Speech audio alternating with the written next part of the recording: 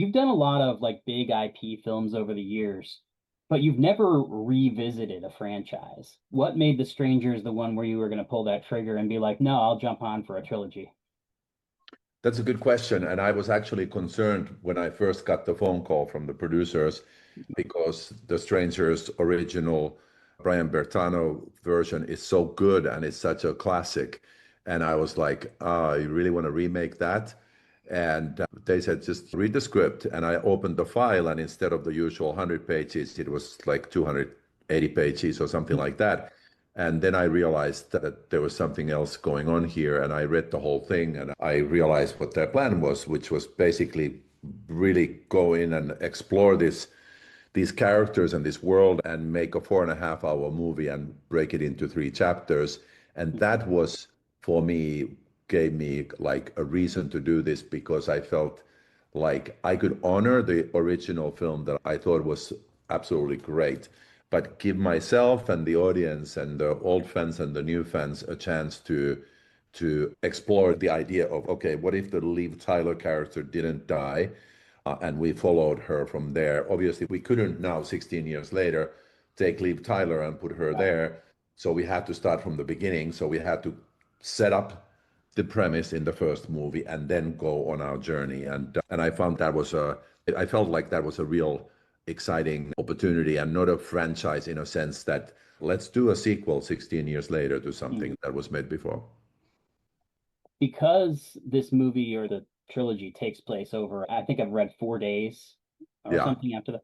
Was it like, was shooting all at once back to back key to that? Because I feel like on the one hand, Madeline could have developed a character and her understanding more over 3 years or something, but you would have lost some of the urgency.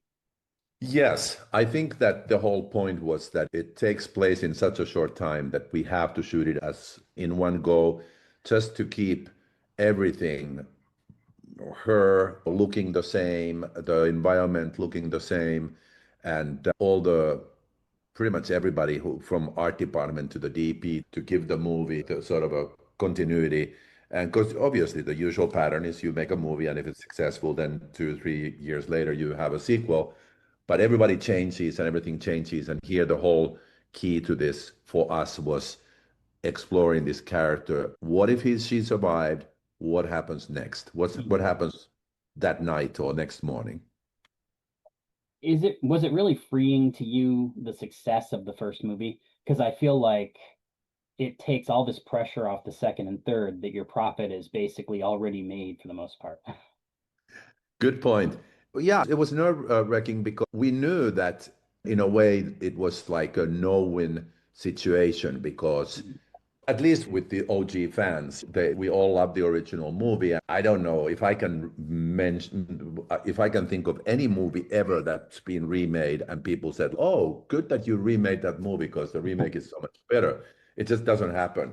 So we had to swallow that and say, we got to make the first movie pretty close to the original. So we have the setup for what we want to explore. So we had to bite the bullet, and we felt like it was a risky proposition.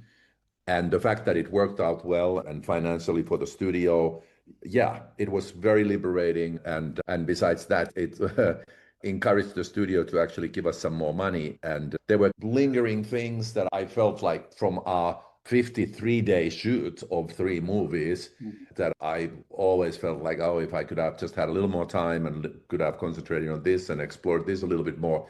And so they said, okay, we'll give you a little more money if you want to go and do some whatever you want to call them, additional Pickups. shooting or reshoots or pickups.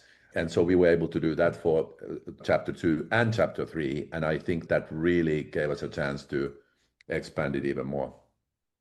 I know we got 15 seconds before we got to go, so I'll ask you a real quick question, which is you've done mostly features, but you have done some TV that was all pretty good. Did that help shooting on that super compressed timeline? Definitely. And thank you for saying my TV was pretty good.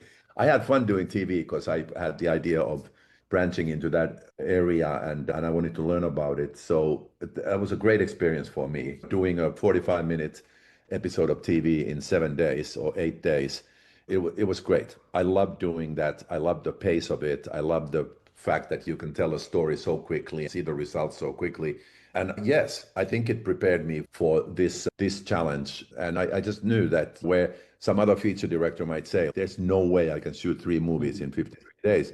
I was like, if I can do 45 minutes in 7 days, then I should be able to do 1.5 hours in 14 days. And then I should be able to do in whatever the math is, 53 days should be enough. All right. Thank you so much, sir. It's a real pleasure chatting with you, and I'm sure that I'll catch up with you again when the third one hits. Absolutely. Can't wait. Thanks, Have a great Russ. night. You too.